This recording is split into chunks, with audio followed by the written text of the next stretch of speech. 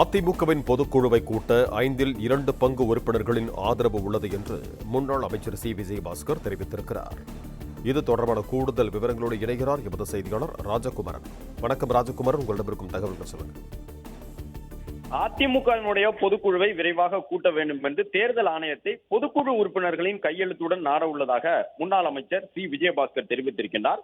அதிமுகவினுடைய கட்சி விதிகளை சுட்டிக்காட்டி இருக்கக்கூடிய அவர் வழக்கமாக பொதுக்குழுவை கூட்ட வேண்டும் என்றால் அதில் உறுப்பினர்களாக இருக்கக்கூடியவர்களில் 1/5 பங்கு உறுப்பினர்களுடைய ஆதரவு கடிதம் போதுமானது.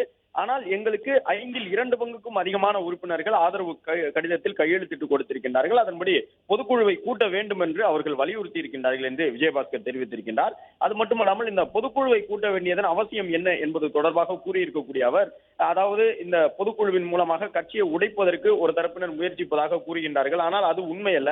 நாங்கள் எப்பொழுதும் அதிமுகவை சார்ந்தவர்கள் தான். பொதுக்குழு கூட்ட வேண்டும் என்ற எங்களுடைய கோரிக்கை கட்சி தொடர்ந்து தோல்விகளை சந்தித்து வருகின்றது. தோல்விக்கான காரணம் என்ன, கட்சியை வளர்ச்சி பாதைக்கு எவ்வாறு எடுத்து செல்வது என்பது தொடர்பாக பொதுக்குழுவிலே ஒரு ஆரோக்கியமான விவாதத்தை நடத்த வேண்டும்.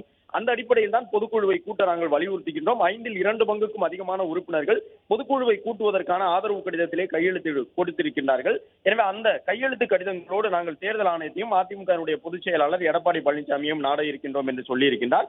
கட்சியிலே இளைஞர்களை அதிக அளவு பொறுப்புக்கு கொண்டு வர வேண்டும் என்பது உள்ளிட்ட கட்சியின் வளர்ச்சி சார்ந்த விஷயங்களை பேசுவதற்காகவே பொதுக்குழுவை கூட்ட வேண்டும் என்று தாங்கள் சொல்லி வரக்கூடிய நிலையில் கட்சியின் வளர்ச்சிக்காக செயல்படக்கூடிய தங்களை அதிமுகவை உடைப்பதற்காக செயல்படுவது போன்று ஒரு சிலர் சொல்லுவது தவறு என்ற கருத்தையும் முன்னாள் அமைச்சர் சி. விஜயபாஸ்கர் தெரிவித்துள்ளார். பிளே ஸ்டோர் மற்றும் ஆப் ஸ்டோரில் இருந்து பாலிமர் செயலியை QR கோடு மூலம் பதிவிறக்கம் செய்யுங்கள். செய்திகளை உடனுக்குடன் பெறுங்கள்.